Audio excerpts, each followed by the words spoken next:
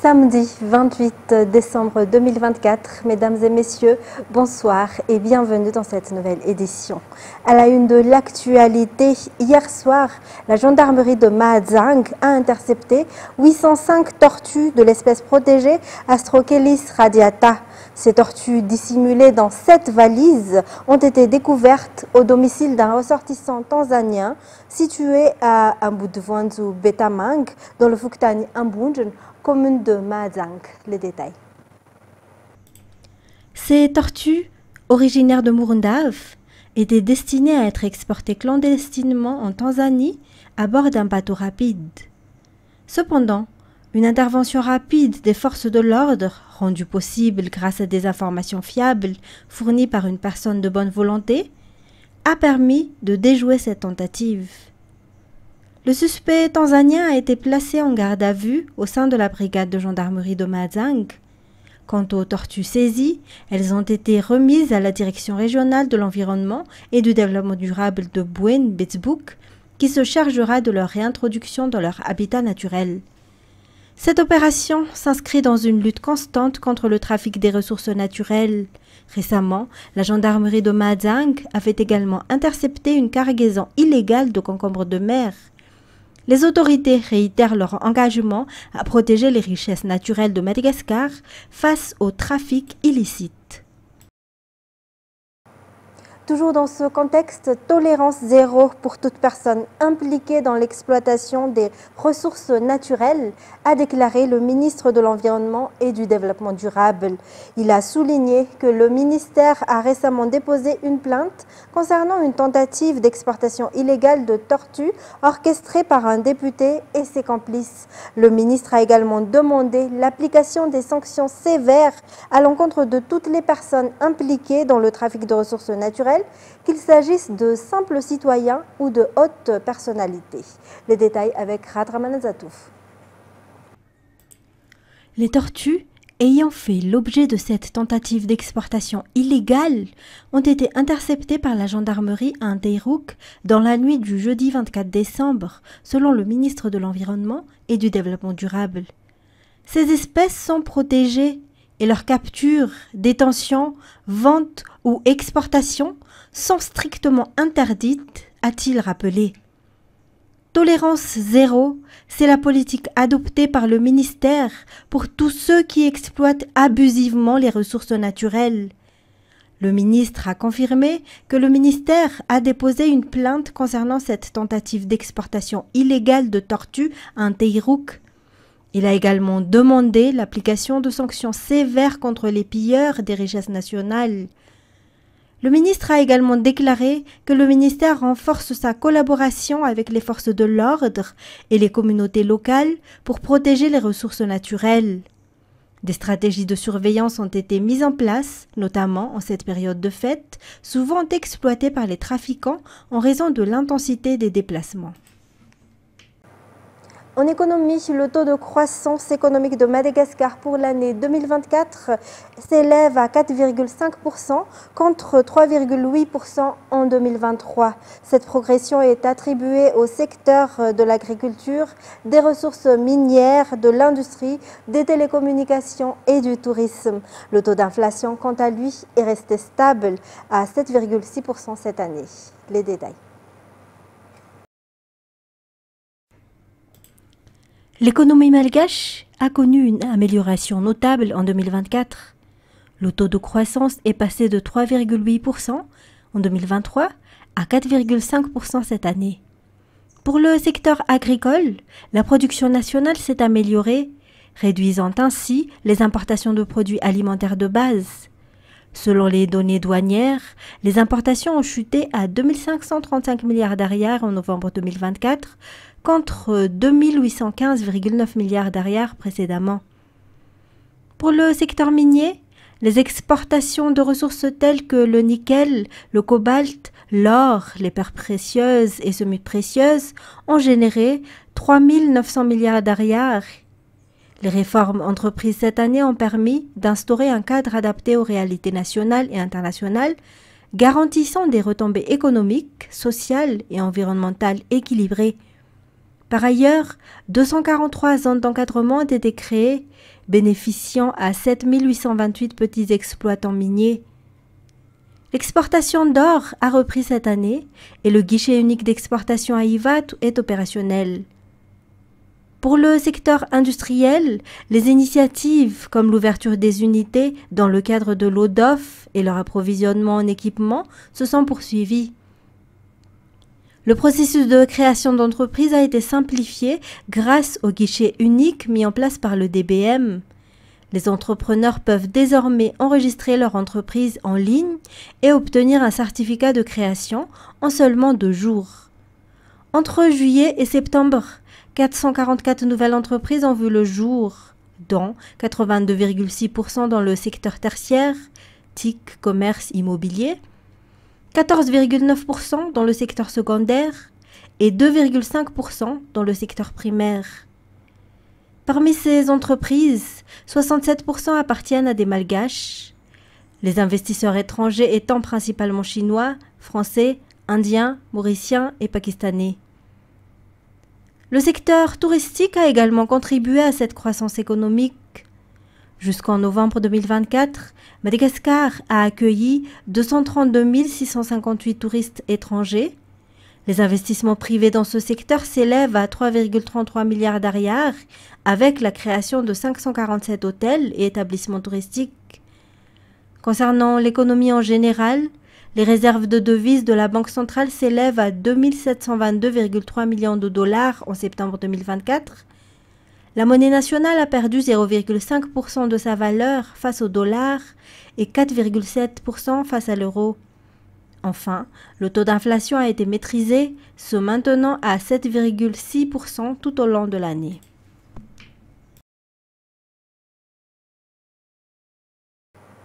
Et puis dans ce reportage, nous reviendrons sur les événements marqués de l'année 2024 sur le plan politique. 2 élections d'envergure, les législatives et les municipaux, et 2 remaniements gouvernementaux ont marqué cette année.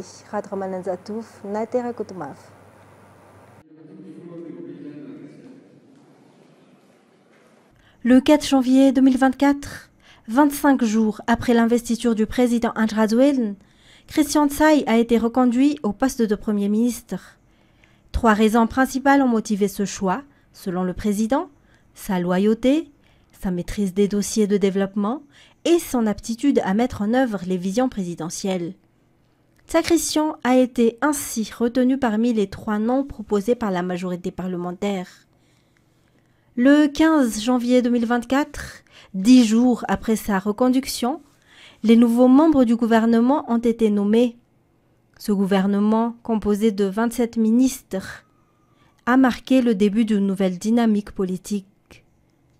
Le 29 mai 2024, les élections législatives ont eu lieu, portant le nombre de sièges à l'Assemblée nationale de 151 à 163 en raison de la création de nouveaux districts et de l'augmentation démographique dans certaines circonscriptions.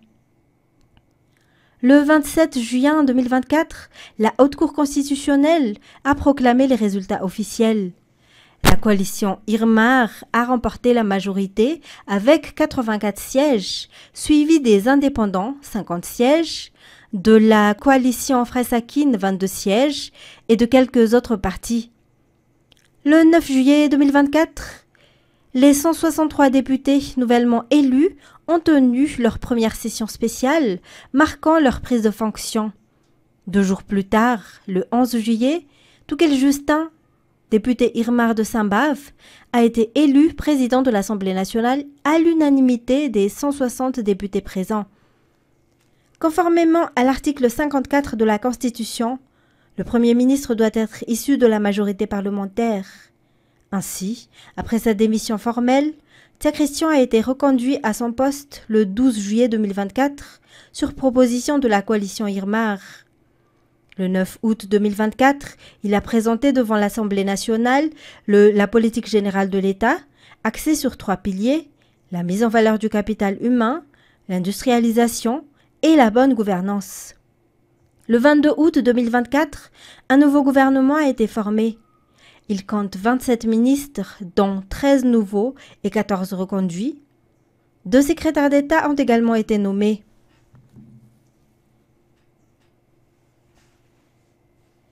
En octobre 2024, les 2 chambres du Parlement se sont réunies en session ordinaire pour adopter la loi de finances 2025 qui a été validée par les 2 assemblées. Le 11 décembre 2024, les élections municipales ont été organisées à travers le pays. Selon les résultats provisoires publiés par la CENI le 20 décembre, la coalition Irmar a remporté la majorité des communes, y compris 5 des 6 chefs-lieux de province, Tuliar, Fianarantsoa, Tuamas, Mahajanga et Antananarivo. Antananarivo, le candidat Irmar, Arlala Ramanantsoa, est arrivé en tête avec 43,24% des voix. Les résultats officiels seront proclamés par le tribunal administratif dans les 30 jours suivant l'annonce des résultats provisoires. Dans un tout autre sujet, Joël Randriamanjantu a été nommé président du conseil d'administration de l'ODBM. Il succède ainsi à Lantsura Koutmalal, qui a été nommée ambassadrice de Madagascar aux États-Unis. La passation de service a eu lieu hier au siège de l'ODBM à Antananarivo. Joël Randriamanjantu possède une riche expérience dans le secteur public et privé. Il a notamment été ministre du Tourisme et de l'Artisanat. Auparavant, il a occupé les fonctions de ministre des Transports, du Tourisme et de la Météorologie. Il a également été président du conseil d'administration de l'ONTM. Des cas d'intoxication alimentaire ont été enregistrés à l'hôpital Agiara les 24 et 25 décembre dernier. Les médecins rappellent l'importance de surveiller son alimentation durant les périodes festives, notamment pour les fêtes de fin d'année et du Nouvel An. Selon les professionnels de santé, une intoxication alimentaire peut toucher une personne ou un groupe ayant partagé les mêmes repas en l'absence de précautions nécessaires. Radraman Azatouf et Anzara Denarville. Selon le rapport de l'hôpital Agiara, 4 patients reçus les 24 et 25 décembre ont été victimes d'intoxication alimentaire. À l'approche des fêtes de fin d'année et du Nouvel An, les médecins rappellent qu'il est important d'adopter de bonnes pratiques alimentaires pour prévenir ces intoxications. Parmi les mesures à prendre, c'est d'éviter des aliments périmés, de respecter des consignes de conservation adaptées aux différents types d'aliments, ainsi que de respecter l'hygiène, rappelle le Dr Fid Barnien. Une intoxication alimentaire peut toucher une personne ou un groupe ayant partagé le même repas. Les symptômes peuvent apparaître quelques minutes ou quelques heures après la consommation. Il est essentiel de consulter un médecin immédiatement en cas de manifestation des symptômes. Et passons à présent aux actualités internationales. 3 jours après le crash d'un avion d'Azerbaijan Airlines, les premiers résultats de l'enquête font état d'une interférence externe, physique et technique. France 24. C'est désormais la piste privilégiée des enquêteurs. L'avion de ligne d'Azerbaijan Airlines aurait été touché par un missile de défense antiaérienne russe. Sur une partie de la carlingue encore intacte, ces traces de trous, preuve d'un tir de missile selon l'Azerbaïdjan, les États-Unis et même pour certains experts russes. Il apparaît bien que la queue de l'avion a été abîmée par des fragments de missiles, probablement un missile sol-air Pantsir. Le missile ne serait pas entré en collision avec l'appareil, mais aurait explosé à côté, envoyant des dizaines de milliers de billes d'acier sur sa cible. Une multitude d'impacts entendus par plusieurs survivants qui témoignent. Après la toute première explosion, les masques à oxygène sont tombés et puis il y a eu plusieurs bruits. Je ne dirais pas que l'explosion était à l'intérieur de l'avion. Elle était plutôt à l'extérieur. J'ai pris mon gilet de sauvetage et j'ai vu qu'il y avait un trou. Un éclat d'obus l'avait transpercé. Cet avion devait relier Bakou en Azerbaïdjan à la ville de Grozny, en République russe de Tchétchénie. Mais ce 25 décembre, il y a des attaques de drones ukrainiens sur la région, selon Moscou. Tout le système de défense antiaérienne russe est donc en alerte maximale, avec des brouilleurs de GPS qui empêchent l'avion de se poser à Grozny. Les Russes rejettent la faute sur l'Ukraine.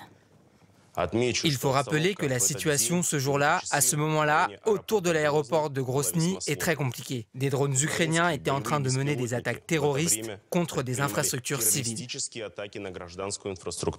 L'avion a donc tenté de se poser à Grozny à 2 reprises, en vain, et c'est à ce moment-là qu'il aurait été touché par un missile. Et les Russes ont interdit à l'appareil de tenter une nouvelle approche, même s'il était en situation d'urgence, et lui ont imposé de réaliser un déroutement vers le Kazakhstan, donc de l'autre côté de la mer Caspienne. 400 km plus loin, le pilote tente un atterrissage d'urgence. Il s'écrase au sol. 32 personnes ont survécu. La deuxième boîte noire a été retrouvée. Elle va permettre aux enquêteurs d'en savoir plus sur les circonstances de l'accident.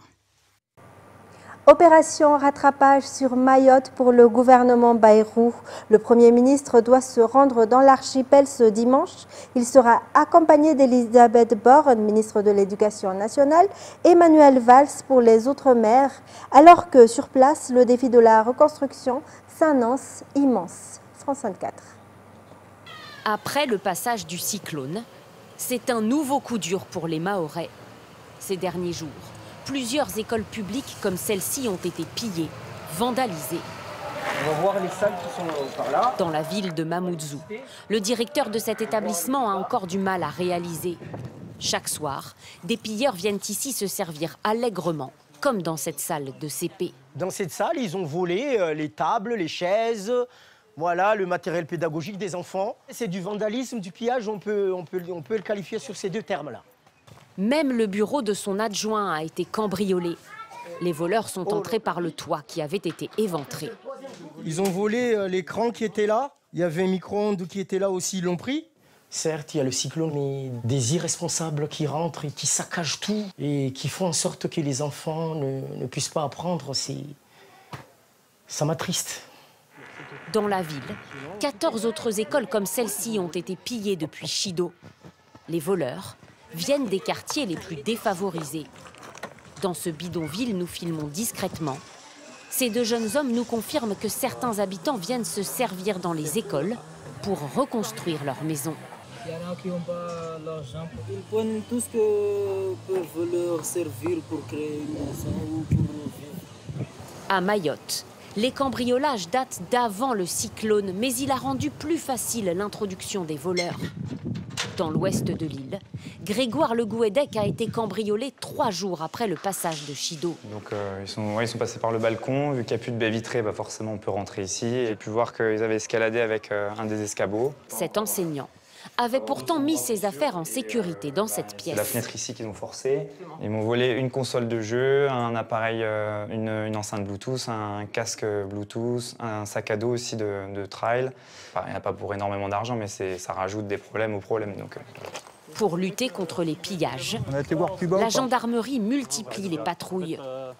À Mayotte, le nombre de gendarmes a été doublé depuis le cyclone. Forcément, si on lâche le terrain, ils vont regagner le terrain.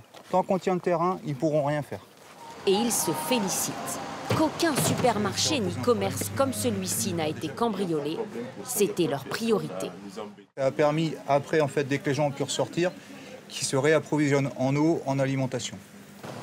En plus de la gendarmerie, la police dit elle aussi avoir doublé sa présence à Mayotte. Pour terminer, Israël a opéré une nouvelle attaque sur l'hôpital Kamal Adwan dans le nord de la bande de Gaza hier. Il est désormais hors service selon l'OMS. Le directeur de l'établissement a été arrêté par l'armée israélienne, annoncent les autorités sanitaires palestiniennes. France 24. Ça veut dire qu'il y a à peu près 50 000 personnes qui sont toujours assiégées dans le nord, dans Beth Lahia, Beth Hanoun et Jabalia. Ces gens-là, ils n'ont plus de soins, que ce soit quand ils sont blessés par les bombes israéliennes ou des maladies saisonnières aussi. Il n'y a plus personne pour les secourir. Malheureusement, il y a 2 hôpitaux qui sont hors service. L'hôpital indonésien qui était hors service depuis un bon moment. Et là, le deuxième hôpital qui était qui fonctionnait de façon partielle, l'hôpital Kamal Adwan, malheureusement est hors service. Donc, le seul hôpital qui reste, c'est un petit hôpital non public qui s'appelle l'hôpital Laouda. Malheureusement, cet hôpital aussi, il est assiégé jusqu'à présent. Hier, il a été bombardé par des robots explosifs. Et il y a eu beaucoup de dégâts dans cet hôpital-là et le directeur de l'hôpital a été blessé. Malheureusement, le fait d'assiéger les hôpitaux, ça veut dire que les blessés, suite au bombardement, ils n'auront pas de soins et c'est-à-dire un blessé égale tout de suite un mort. Le problème, c'est qu'il y a 50 000 ou un peu plus que 50 000 personnes qui sont toujours dans le nord. Ces gens-là, ils sont assiégés ça fait à peu près 85 jours qu'ils sont assiégés. Il n'y a pas de nourriture, il n'y a pas Il n'y a pas de l'eau et maintenant il n'y a plus de soins. Mesdames et messieurs, fin de cette édition. Merci de votre attention. Restez avec nous tout de suite après le film de la soirée, The 6888. Au revoir et excellente soirée sur Viva.